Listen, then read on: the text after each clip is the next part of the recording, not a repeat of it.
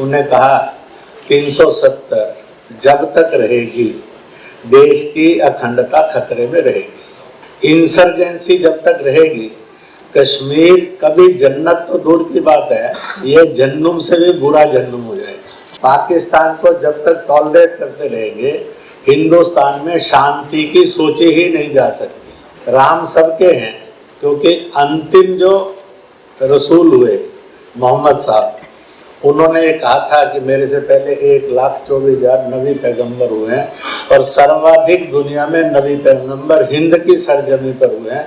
इसलिए हिंद की सरजमी सुकून की, यानी जहाँ संतोष मिलता है, शांति मिलती है, भाईचारा मिलता है और मोहब्बत होती है, उसकी धरती है। मेरे से आज सुबह एक प्रश्न पूछा था,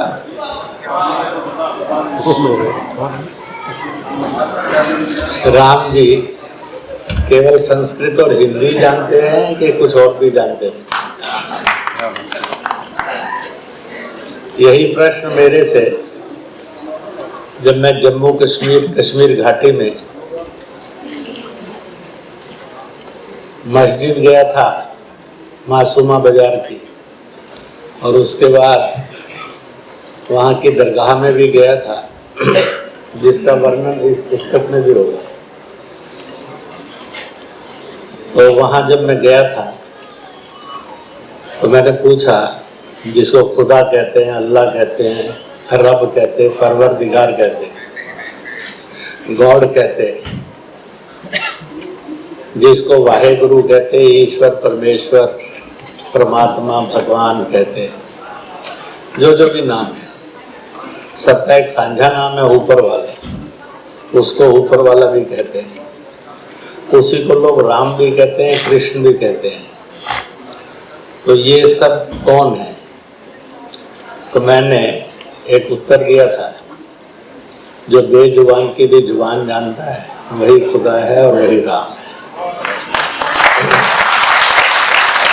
और जो सबकी जुबान जानता ही नहीं है, वो बेजुबान है, तो भी वो उनको जानता है और उनको समझता है, उसी को गॉड भी कहते हैं, उसी को राम भी कहते हैं। यह एक सत्य था, सत्य है और सत्य सदा रहेगा। आज के इस सुंदर कार्यक्रम में हम अंग्रेजी साल का नव वर्ष को विदा भी करेंगे और आने वाले कल के अंदर अंग्रेजी साल के नए साल को स्वागत भी करेंगे। आप माने ना माने, आप में से मैक्सिमम किसी भी कारण से करेंगे जरूर। कोई शर्मा कर करेगा, किसी के दोस्त ने किया इसलिए करेगा, पोते ने बोल दिया हैप्पी न्यू ईयर तो बोल देगा, पर बोलेगा। मैं इसको बोलते समय में कहूँगा, दुनिया के अंदर 600 से अधिक नव वर्ष है। अकेले भारत के अंदर 29 से अधिक नव वर्ष है। तो 200 देशों के 200 नव वर्ष हो गए होंगे, तो बाकी जितने अतिरिक्त होंगे मिलाइए तो कहाँ जाएंगे? You welcome all, you greet all, परंतु अपने आप को मनाना, उसमें संकोच करना पाप और अपराध है। मंच की शोभा बढ़ा रहे और सभा की शोभा बढ़ा रहे भाइयों और बहनों, संत वृंद भी हैं, जिनकी वेशभूषाओं के कारण ये मन में भाव आता है कि भगवान को मानो भी और भगवान के मानने पर चलो भी,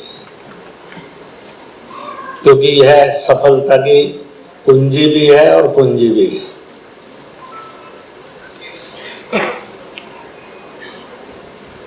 सन 1998 मैं जम्मू कश्मीर में था और हिमाचल में।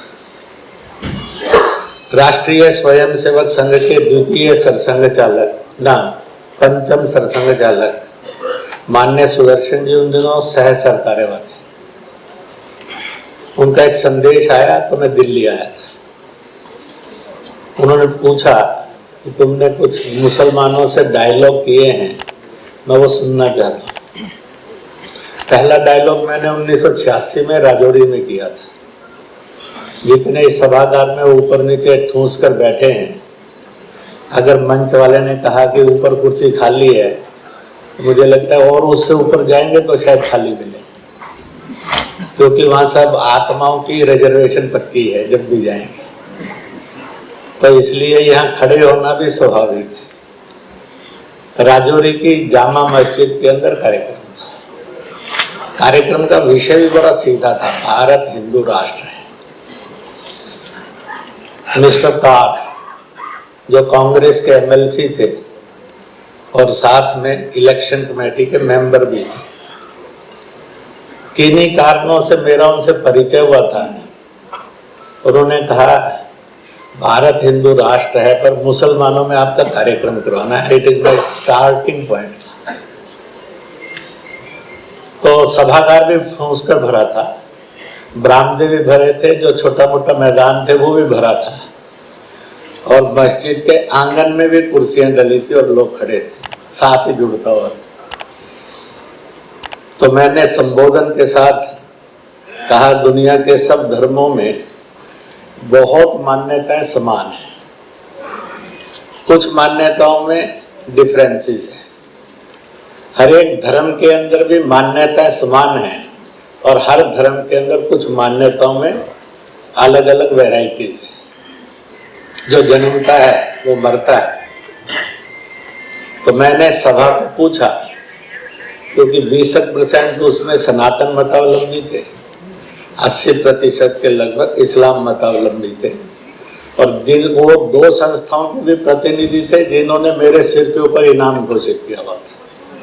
मैंने उनको भी निमंत्रण भिजवाया था कि वो आएंगे तो अच्छा रहेगा। तो मैंने वहां कहा इस प्रिंसिपल समान है, जो जन्मता है वो मरता है। तो अच्छा भाई दोस्तों बताओ, पाकिस्तान की जन्म तिथि एक स्वर में सारों ने चिल्लाकर बोला 14 अगस्त 1947 अर्धरात्रि 12 बजे पाकिस्तान जन्म। मैंने कहा अपना प्यारा प्यारा, जिसे इंडिया कहते, हिंदुस्तान कहते, भारतवर्ष कहते, हिंद कहते, आर्यव्रत कहते, हिंदुस्तान कहते, भारत कहते, इसकी जन्म तिथि बताओ।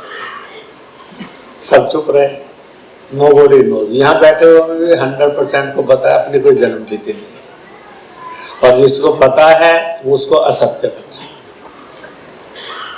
तो मैंने कहा कि आप सबने फैसला कर दिया, पर फैसले से पहले जो यहाँ सबसे बुजुर्ग है और सूफियत से लिए जाना जाता है, सब उसके समान श्रद्धा करते हैं, किसी भी धर्म जाति के लोग हैं, भाषा के।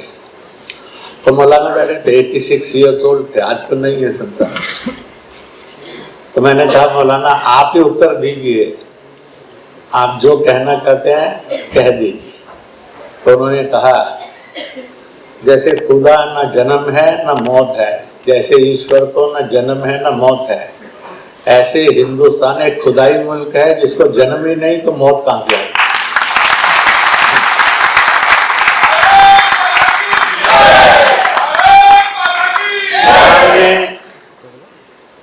मेजर जनरल बैठे थे, क्योंकि भय व्याप्त था, पता नहीं क्या होगा आज।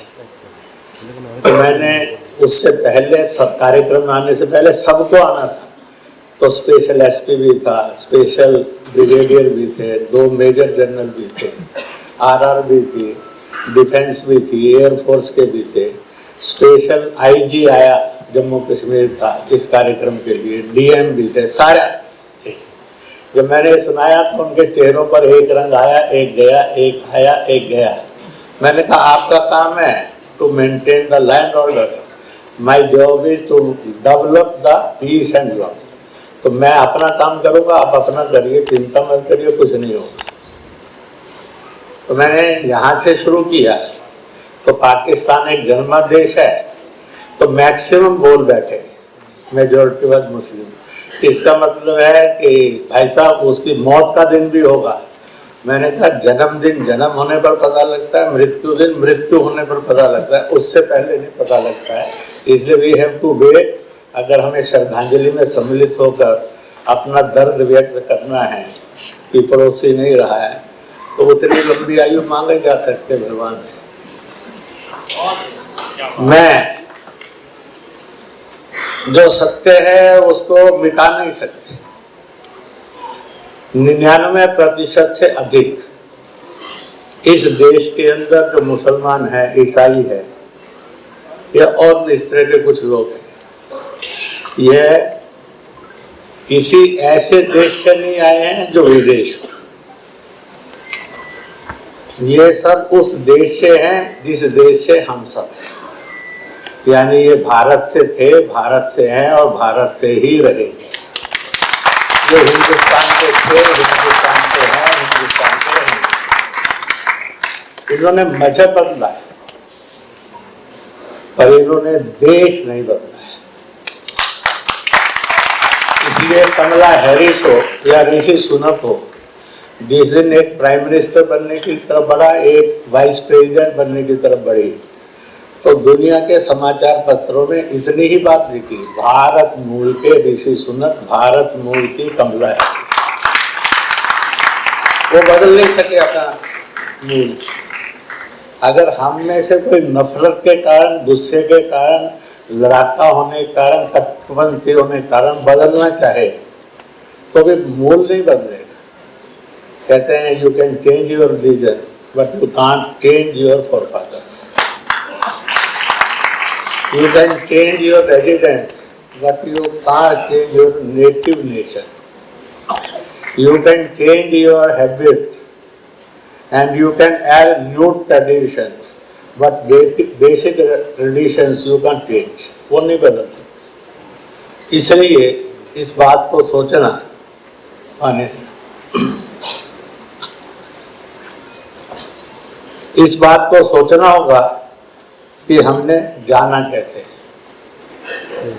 मैंने इस कार्यक्रम में कश्मीर से, लद्दाख से लेकर कन्याकुमारी तक के लोग आए। इस कार्यक्रम के अंदर गोवा, गुजरात से लेकर मणिपुर, आसाम तक के लोग आए। ये सामान्य कार्यक्रम होता तो इतने लोग नहीं आने चाहिए थे। इन लोगों को सिर्फ सूचना गई है, ये भी आग्रह नहीं गया कि आप जरूर आइए। उनको सूचना गई, उन्होंने सूचना को महत्व माना कि हमने आना चाहिए। इसलिए it is a great audience. यह एक ग्रेट ऑडियंस का कार्यक्रम है, सामान्य ऑडियंस नहीं है।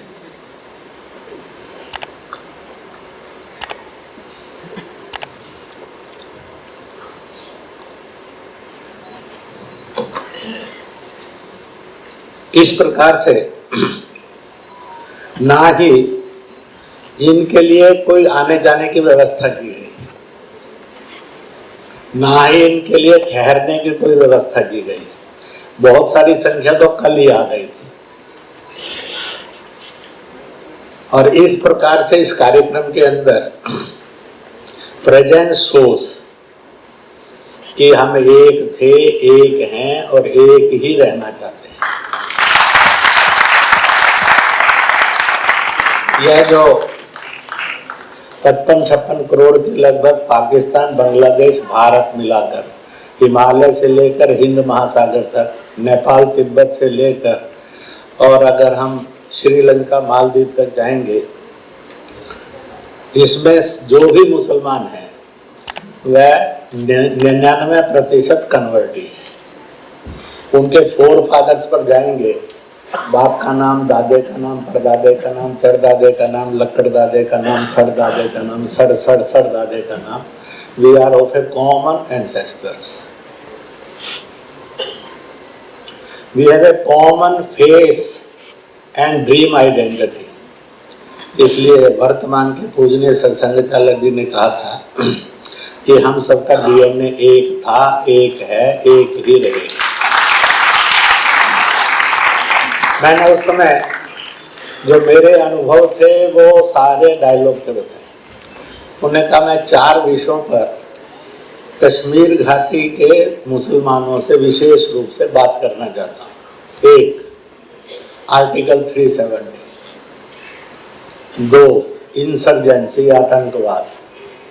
3, विदेशी और स्वदेशी नागरिक, यानी विदेशी आक्रांता है कि टूरिस्ट है, और विदेशी देशी ये लॉयल है, उसकी कमिटमेंट देश है या नहीं है। और चौथा, वो आज भी भारत के बारे में क्या सोचता है, अपना मुल्क सोचता है कि पराया मुल्क सोचता है। और पांचवा विषय उन्होंने कहा गाय को लेकर और साथ में राम जन्मभूमि पर भी लेकर, क्योंकि अब ये मूवमेंट जाएगी और कभी ना कभी ये मूवमेंट अपने किसी ठिकाने पर पहुंचेगी। तो उस पर अब कश्मीर घाटी लेकर जाना है उनको, वेल नोन फिगर थी, इसलिए जम्मू तक रेल में आए। उसके बाद बाई रोड विद 2 MLAs और 1-2 कश्मीर के पंडित कार्यकर्ता थे, हम सब बाई रोड MLA हॉस्टल में ठहरे। सूची बनी थी 34 लोगों की, इनको बुलाएंगे। उसमें पूरी कश्मीर घाटी की ज्योग्राफी थी, उसमें जो बेसिक फिरके हैं कश्मीर घाटी के बड़े 7, वो 7 फिरके के लोग भी आए। शिया सुन्नी इतना शब्द पर नहीं छोड़ता हूँ, अहले हदीस अहले सुन्नत आदि, ये भी सारे आए। इसी के साथ साथ जिनकी मानसिकता इस बात की है कि कश्मीर एक स्वतंत्र देश है, उस मानसिकता वाले भी आए। और जिनको लगता है 370 हटेगी तो देश के अंदर खून खराबा हो जाएगा, उस मानसिकता वाले भी आए। ऐसे सब जिनसे हमने कहीं ना कहीं व्यक्तिगत डायलॉग किया था, वो सब इसमें बुलाए थे। कुर्सियां लगाई थी कि 20-22 आ जाएंगे, परंतु वो 2 थोड़ी सी देर के लिए आए, गए, फिर दोबारा आ गए, इसलिए 100%, मोर देन 100% अटेंडेंस थी। और मैंने ये कहा था ऑडियंस देखकर बात नहीं करनी, कमिटमेंट को और मिशन को देखकर अपन बात करें। अगर हम ऑडियंस को देखकर करेंगे तो जापलूसी जन्म लेगी, अगर मिशन को और कमिटमेंट को ध्यान में रखकर सत्य कहेंगे तो समर्थन मिलेगा। और इसलिए मुझे और आपको वोट नहीं चाहिए, मुझे और आपको नोट देना नहीं है, मुझे और आपको इनको एक दिशा देनी है। इसलिए उसको कहना बस इतना ही है जो संघ में पढ़ाया है, वो कर ध्यान में रखते हुए जो भी डायलॉग करना मुस्कुराते हुए करो, क्योंकि मुस्कुराहट सबसे खूबसूरत और हसीन होती है। और इस सोच के साथ करो कि बार बार मिलना है, अनेक बार मिलना है, आगे भी मिलना है। उन्होंने 2.25 घंटे पर वार्ता हुई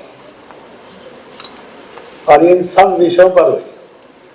और कंक्लूडिंग चीज जो वहाँ एक DIG थे, एक IB के अफसर थे उस समय के, उन्होंने कंक्लूडिंग मार्क्स दिए। जब पूजनीय सुदर्शन जी बोल चुके, समापन हो गया, उन्होंने रिक्वेस्ट की कि आपने अपना स्वागत किया है, समापन किया है, हम भी उसका समापन करना चाहते हैं। तो उन्होंने मेरी तरफ देखा, तो मैंने कहा कर सकते हैं। मैंने कहा आप किसी और को जोड़ना चाहें तो उसको भी जोड़। उन्होंने कहा 370 जब तक रहेगी देश की अखंडता खतरे में रहेगी। मैं सितंबर 1998 की बात कर रहा हूँ। दूसरा, इंसर्जेंसी जब तक रहेगी कश्मीर कभी जन्नत तो दूर की बात है, ये जन्नुम से भी बुरा जन्नुम हो जाएगा। तीसरा, पाकिस्तान को जब तक टॉलरेट करते रहेंगे हिंदुस्तान में शांति की सोची ही नहीं जा सकती। चौथा पॉइंट उन्होंने कंक्लूड किया था, राम सबके हैं, क्योंकि अंतिम जो रसूल हुए मोहम्मद साहब, उन्होंने ये कहा था कि मेरे से पहले 1,24,000 नबी पैगंबर हुए हैं और सर्वाधिक दुनिया में नबी पैगंबर हिंद की सरजमी पर हुए हैं। इसलिए हिंद की सरजमी सुकून की, यानी जहाँ संतोष मिलता है, शांति मिलती है, भाईचारा मिलता है और मोहब्बत होती है, उसकी धरती है। इसलिए यहाँ हम खुश थे, खुश हैं और खुश रह सकते हैं। बाकी जैसे संकट बाकी देशों में नहीं है। यही एक देश है, अंतिम पॉइंट उनका था, जहाँ पर सबका सम्मान भी है, सबको स्वीकार भी किया जाता है और सबको स्थान भी दिया जाता है। इसके अतिरिक्त दुनिया में कोई दूसरी संस्कृति नहीं, दूसरी कोई सभ्यता नहीं, दूसरी कोई जगह नहीं। तो उन्होंने कहा कि ये एक्सपेरिमेंट जब वापस आ गए हम, तो कहने लगे कि ये एक्सपेरिमेंट सारे देश में चल सकता है। तब 24 दिसंबर 2002 को दिल्ली में संघ अधिकारियों का और मुस्लिम फिरकों के बीच में सबसे बड़ा डायलॉग हुआ, जिसमें माई हिंदुस्तान, बाद में मुस्लिम राष्ट्रीय मंच, इस मूवमेंट का जन्म ये सांझी विरासत के रूप में हुआ। एक तरफ मौलाना वहीदुद्दीन थे, एक तरफ के.एस. सुदर्शन थे, उनके उसमें से इस नई मूवमेंट का जन्म हुआ था। साक्षी के रूप में जामा मस्जिद के बड़े इमाम भी थे और फतेहपुरी मस्जिद के मुकर्रम साहब इमाम भी थे। ऑल इंडिया इमाम ऑर्गेनाइजेशन के जो सदर थे, प्रेसिडेंट थे, वो भी थे इस कार्यक्रम में। और इस प्रकार से ये चला। इस सारे सफर में 1998 से पहले के 86 की घटना को लेकर भी ये सारा इसमें है। माननीय लोग जी कह रहे थे, ये इतिहास का वो पृष्ठ है जो समस्याओं को समाधान करने वाला एक पुस्तक रूप है, परंतु इतिहास के ग्रंथों में ये एक ग्रंथ है जो रास्ता देगा और उस रास्ते पर चलने के लिए मजबूर भी करेगा और उस रास्ते की जरूरत को भी स्थापित करेगा। मुझे ये लगता है इसको समझना बहुत जरूरी है। इसलिए हमारा DNA, डी से टीम और फेस आइडेंटिटी, तो हमारी ड्रीम आइडेंटिटी भी है कि हम सब हिंदुस्तानी भाषा में सोचते हैं, हिंदुस्तानी भाषा में सपने लेते हैं। और हमारी फेस आइडेंटिटी भी हिंदुस्तानी थी, हिंदुस्तानी है, हिंदुस्तानी रहेगी, बदल नहीं सकती। नेटिव आइडेंटिटी हमारी हिंदुस्तानी थी, हिंदुस्तानी है, और एंसेस्ट्रल आइडेंटिटी हमारी जो थी वो हम सब जानते हैं, we are the common ancestors. इस बात को समझना और समझाना कोई कठिन नहीं है। फारूक अब्दुल्ला ने भी वक्तव्य कहा कि राम केवल हिंदुओं के नहीं है, हमारे भी राम है। तो हमने कब रोका था कि नहीं, तुम जिस ग्रुप में खड़े हो वहां समझाओ कि हमारे भी राम है।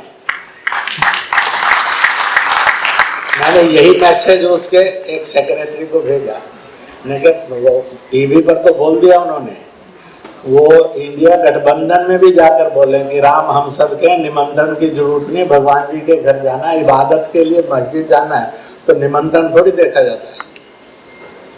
जो उसको निमंत्रण देखते हैं वो बदनसीब है, जो उसमें आस्था रखते हैं वो नसीब वाले हैं, उन्हें जाना ही चाहिए।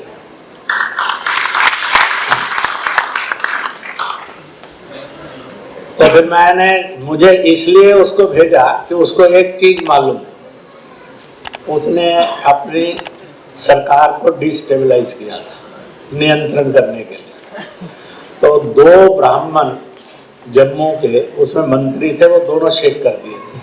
उसको लग रहा था ये कांग्रेस के साथ मिल जाएंगे। पूरी प्रेस ने उस दिन पूछा उससे उधमपुर के अंदर मंत्री परिषद में कि आपके मंत्रिमंडल में 2 ब्राह्मण थे, आपने दोनों निकाल दिए हैं। जम्मू कश्मीर के अंदर मुसलमान और हिंदू, डोगरे और कश्मीरी मिलाकर 28% ब्राह्मण बनता है, तो आप उनका रिप्रेजेंटेशन खो दिया है, आप अल्पमत में चले गए हैं समाज के।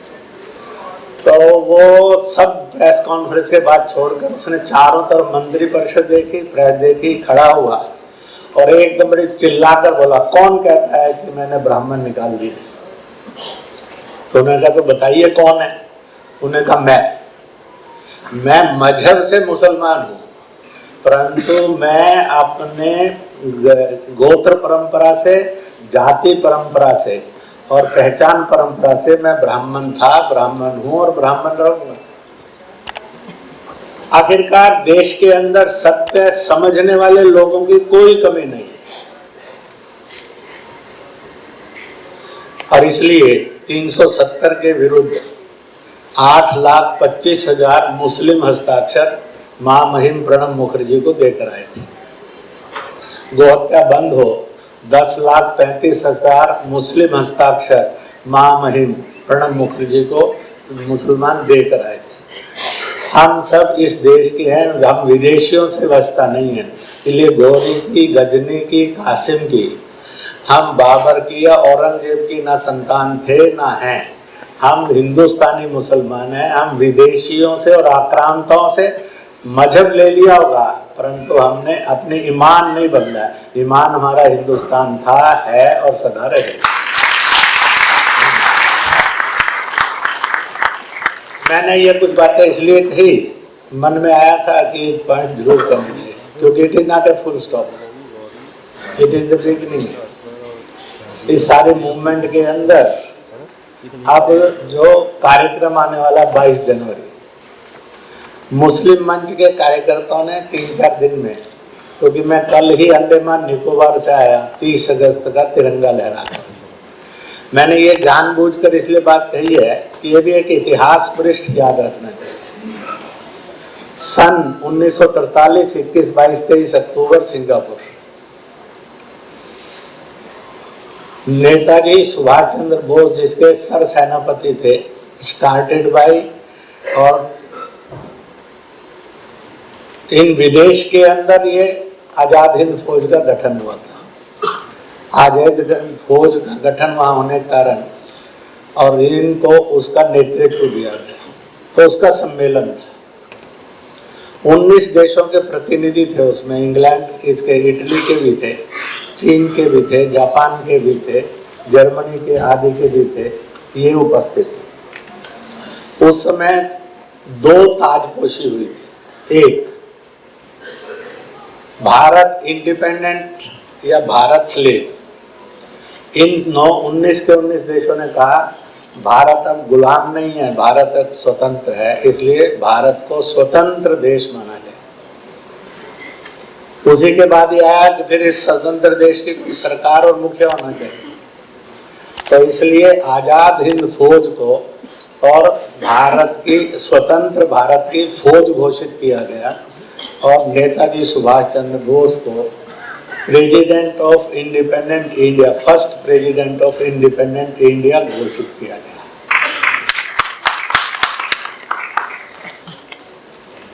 उनका फर्स्ट प्रेसिडेंट ऑफ इंडिया के नाते घोषणा होने के बाद फिर एक घोषणा और की गई वहां से, और वो कहा कि जो उसकी सिक्योरिटी आर्मी रहेगी, चाहे वो स्थल की हो, चाहे हवा की हो, चाहे पानी की हो, उसके चीफ कौन रहेंगे, तो प्रधान सेनापति भी नेताजी सुभाष चंद्र बोस घोषित कर दिए। तब नेताजी ने 23 अक्टूबर को भाषण दिया था। भाषण में जो भी बिंदु कहे गए वो पढ़ने लायक है। नए भारत का स्वप्न कैसा हो, इसके उसमें बहुत बड़ा एलोबरेशन है। नई दुनिया कैसी होगी, इसका भी एलोबरेशन उन्होंने किया है। भाषण 2.25 घंटे से अधिक था, तो उसके अंदर उन्होंने एक वाक्य कहा, मैं एक इंडिपेंडेंट भारत कहा जाने वाला उसका फर्स्ट प्रेसिडेंट आपने मान्य किया। रेडियो स्टेशन भी है, करेंसी भी है, दुनिया के देशों की मान्यता भी है, विदेश विभाग भी है, उसका झंडा भी है, उसका राष्ट्रगान भी है, उसका बैंक भी है, ये सारी चीजें हैं। भारत अखंड है, भारत टूटा फूटा हुआ भारत नहीं है, ये सब है। पर मैं ऐसा दुर्भाग्यशाली प्रेसिडेंट हूं जिसके पास 1 इंच अपने देश का नहीं। तो जापान ने भी सुना, जापान ने हिरोशिमा नागासाकी के बाद इंग्लैंड की आर्मी पर हमला किया और अंडमान निकोबार यह इंग्लैंड से, ब्रिटिश रूल से और आजाद हिंद फौज ने झपट लिया था, इसको जीत लिया था। वहीं बैठे हुए जो जापान के प्रतिनिधि थे वो खड़े हुए, mister Subhash please, mister Subhash please, ऐसे 3 बार वो बोले। उन्हें कहा कि नहीं, अब आप ये वाक्य वापिस ले लीजिए तो मैं अपनी घोषणा करूंगा। सुभाष बाबू ने कहा मैं वाक्य तो वापिस कैसे लूंगा, तो मैं बोल चुका हूं, पर मैं आप कहेंगे उसके अनुसार मेरा वाक्य बदल जाएगा, ये गारंटी देता हूं। तो उन्होंने कहा हमारे प्रेसिडेंट ने, प्राइम मिनिस्टर ने वहां से संदेश भेजा है, साथ के साथ वायरलेस मैसेज आया है कि यह अंडमान निकोबार नेताजी सुभाष चंद्र बोस को गिफ्ट कर दिया जाए, क्योंकि जापान का नहीं है, हिंदुस्तान का था, हिंदुस्तान का। So we are giving you the 1000 and 1000 square kilometre of the land. 30 दिसंबर 1943 को इंडिपेंडेंट भारत के फर्स्ट प्रेसिडेंट के नाते अंग्रेजों से छुपते फिरते वो और पनडुब्बियों के रास्ते से अंडमान निकोबार आए थे 29 तारीख को, और 30 तारीख को जिम खाना क्लब में हजारों हजार आदिवासियों के साथ, या उस समय में जो अपराधियों के रूप में आए लोग थे जेलों के अंदर, या नौकरियों में अंग्रेजों की चापलूसी में लगे हुए लोग थे, और उन सब के बीच में नेताजी ने फिर नारा लगाया था। अभी तक हमने कहा था दिल्ली चलो, अब नारा होगा अब दिल्ली दूर नहीं। और दूसरा, अब ये प्रिजनर नहीं कहलाएंगे, रेवोल्यूशनरीज कहलाएंगे, देशभक्त कहलाएंगे। और तीसरा, इनको यहाँ तक जो अधिकार चाहिए वो सारे अधिकार नई हिंदुस्तान की सरकार अर्पित करती है। इसलिए 30 दिसंबर 1943 अखंड भारत का प्रथम स्वतंत्रता दिवस था। 15 अगस्त 1947 खंडित भारत का स्वतंत्रता दिवस। हम उसको पिछले 11 साल से सेलिब्रेट करने लगे। वो सेलिब्रेशन करके 30 का, और मैं फिर वहां से चला आज के कार्यक्रम में आने के लिए। इस संदर्भ को इसलिए समझना चाहिए, वो आजाद हिंद फौज के अंदर अगर 100 सिपाही थे तो 100 सिपाहियों के अंदर जिसको माइनॉरिटी कहा गया, विशेष रूप से मुसलमान कहा गया, 26 वो होते थे और 74 बाकी हिंदुस्तानी होते थे, बाकी हिंदू होते थे। तो इस प्रकार से हमने इस स्वतंत्रता संग्राम को भी आगे बढ़ाया। बापू अगर अपीजमेंट के रास्ते पर नहीं जाते तो शायद विभाजन रुक सकता था। अब इसी के साथ साथ जो 2 बातें उन्होंने तय की हैं वो मैं आपको सूचनाएं देकर अपने भाषण को समाप्ति की तरफ बढ़ा दूंगा। पहला, 22 जनवरी को मुस्लिम मंच ने अपील की है। अब अपील अच्छी तरह से समाचार पत्रों में आ जाए इसलिए मैं उसको दोहरा रहा हूं। पैटर्न मानकर समझ लीजिए, गाइडेंस फिलोसफर मानकर समझ लीजिए। और वो ये है कि उस दिन दरगाहों में, मकतबों में, मदरसों के अंदर, मस्जिदों के अंदर, और वह भी उस दिन कहीं ना कहीं चाहे 11 बार करें चाहे एक मन का करें, श्री राम जय जय राम करें।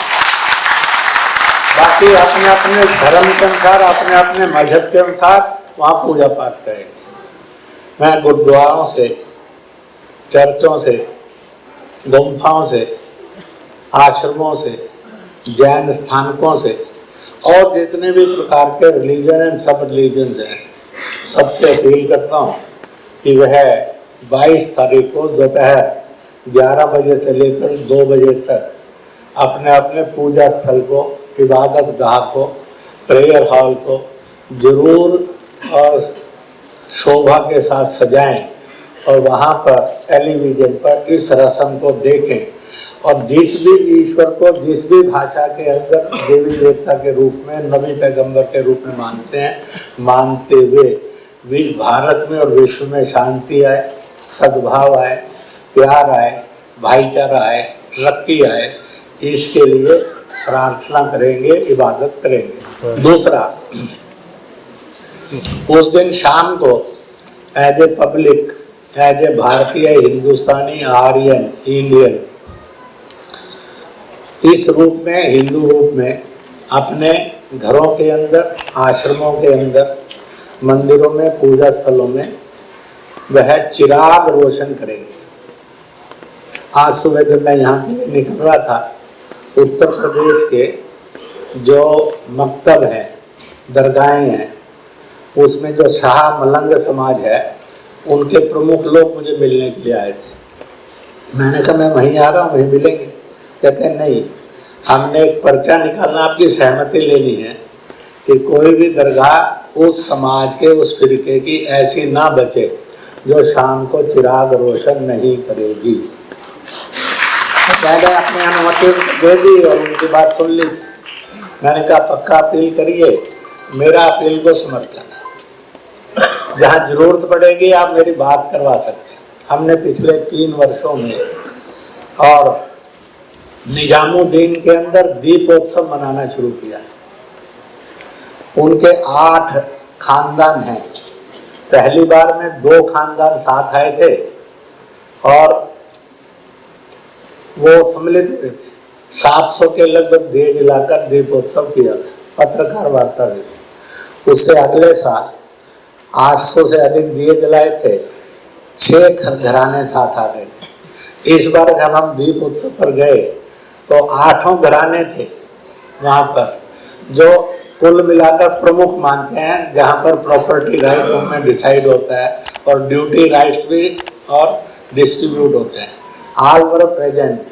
तब उन्होंने कहा कि भाई साहब अब आपको हर साल आने की जरूरत नहीं पड़ेगी, हम अपना मना सकते हैं और हम चाहेंगे आप पक्का कर लीजिए, दिवाली से छोटी दिवाली, पहली दिवाली 2 दिन पहले आप निजामुद्दीन में पक्का आएंगे और हम ये धूमधाम से दीपोत्सव की रस्म शुरू कर दी है। सबको किया। मैंने वहाँ पूछा था, आपने दीपोत्सव किया तो आपकी आइडेंटिटी को क्या खतरा है? और मैं निजामुद्दीन औलिया में मेरी आइडेंटिटी को क्या खतरा है? जिनकी आइडेंटिटीज को खतरा होता है ना वो इंसान है, ना अच्छे मुसलमान है, ना अच्छे हिंदू हैं। जो आइडेंटिटीज ईश्वर के साथ जोड़ते हैं उनको अपनी आइडेंटिटी की जरूरत नहीं है। हमारी आइडेंटिटी राम थी, खुदा थी, ईश्वर थी, परमात्मा थी, भाई गुरु थी, वो है और वो सदा रहेगी। दुनिया की कोई ताकत उसको छीन नहीं सकती, बदल नहीं सकती। और इस प्रकार से दूसरा उन्होंने फैसला किया है, 22 जनवरी को जब प्रभु बालक रूप में प्रतिष्ठित हो जाएंगे, शिशु रूप में प्रतिष्ठित हो जाएंगे, अनेक स्थानों से मुसलमान जत्थों के रूप में राम जी आए हैं, अपने घर आए हैं, चलो उनके दर्शन के लिए। इस मुहिम के अनुसार 23 जनवरी सुभाष जयंती से एक नए भारत की आगाज करने की यात्राओं को जन्म देंगे। 26 जनवरी गणतंत्र दिवस पर कुछ चलेंगे, कुछ बसंत पंचमी तक चलेंगे। ऐसे अनेक समूहों के रूप में और यह छोटे समूह बना बनाकर और रामलला के दर्शन करने के लिए अयोध्या जाएंगे। राम तीर्थ न्यास के प्रमुख यहाँ बैठे हैं, उन्होंने सुन लिया है। जब वहाँ तक बात पहुँचेगी तो व्यवस्था में अपने आप सहयोग पहले भी मिला है, अभी भी मिलेगा। और ऐसी यात्रा में 5, 6, 7, 8 दिन की पैदल यात्रा होगी। बाकी वो लंबी यात्रा बस से या टेम्पो से करके आएंगे। उत्तर प्रदेश के किसी शहर से पैदल चलेंगे, मिनिमम 6 दिन पैदल चलेंगे, मैक्सिमम 15 दिन पैदल चलते हुए रामलला के दर्शन करने के लिए आएंगे। आप में से जिनको लगता है कि वो इन यात्राओं को ऑर्गेनाइज करेंगे और इस यात्रा में चलेंगे, वो जरा एक बार हाथ खड़ा कर देंगे। भारत माता की जय, प्रभु रामचंद्र की जय, सियावर रामचंद्र की जय। तो यह एक दृश्य है नए भारत का। राष्ट्र राम मंदिर, राष्ट्र मंदिर। जो छुआछूत मुक्त हो जाए वो राष्ट्र मंदिर, जो नारी के शोषण से मुक्त हो जाए वो राष्ट्र मंदिर, जो गरीब दुखी पीड़ित कमजोर असहाय निर्बल है उसको प्रेम से गले लगा ले और उसको सुख दे और खुशी दे, वो राष्ट्र मंदिर। जहाँ छुआछूत नहीं रहती। जब हम एक ईश्वर की संतान हैं और एक धरती माँ की संतान है तो फिर अछूत कैसे हो सकता है? ये जो अधर्म से जब राष्ट्र मुक्त होता है वो राम मंदिर राष्ट्र मंदिर का निर्माता हो जाता है। तो राम ऐसे थे, ऐसे हैं, ऐसे रहेंगे, क्योंकि उन्होंने क्रिया करने के लिए जन्म लिया, इसलिए क्रिया को पूर्णता प्रदान करने के लिए उन्होंने डिसमिस भी अपने आप को किया, जिसको हम कह देंगे वो अस्त हो गए, समाज के सामने नहीं रहे। और दिल दिमाग में और चरित्र में वो सदा थे, हैं और सदा रहेंगे। इसलिए ये भी उन्होंने साथ में निर्णय किया है कि 22 जनवरी के बाद देश भर के अंदर से स्थान स्थान पर चलेंगे।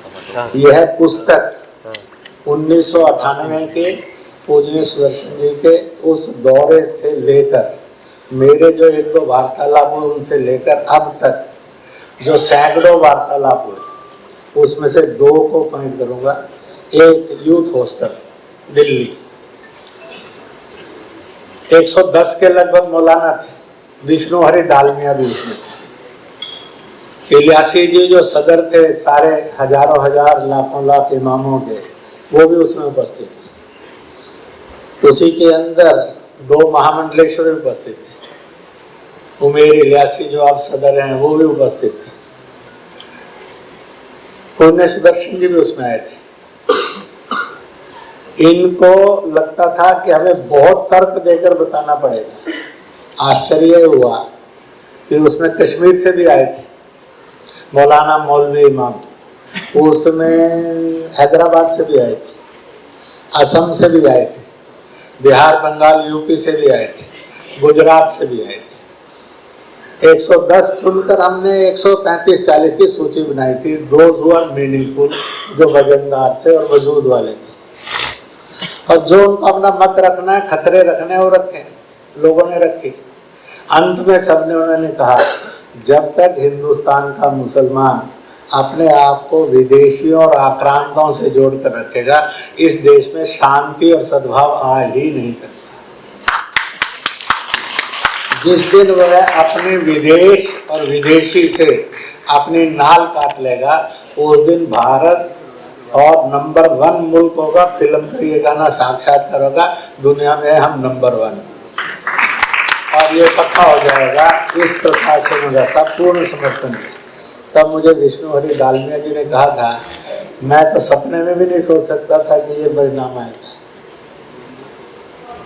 हम में से इंडिविजुअली भयग्रस्त हो सकते हैं, कलेक्टिवली जैसे लोग कहते हैं कि मुसलमान जब कलेक्टिवली आता है, ईसाई जब कलेक्टिवली आता है तो धर्मांतरण सोचता है, इंडिविजुअली आता है तो धर्मांतरण विरोधी बोलता है। ऐसे ही मुसलमान जब कलेक्टिवली बोलता है तब तो वो कट्टर और हिंसक है और एकजुट है। जब इंडिविजुअली बोलता है तो बहुत नेक हिंदुस्तानी नजर आता है। मैंने कहा कि नहीं, जब वो इकट्ठा आएगा तब भी वही नजर आएगा, जब अकेला मिलेगा तब भी वही नजर आएगा। तो उसके 2 फेस नहीं है। हमने भी ये सोच लिया कि डबल फेस वाला, इसलिए हमारे नजरिए में भी हमेशा डबल फेस बना रहता है। तो इस प्रकार से यह 1986-1998 की रेस से लेकर निर्णय आने तक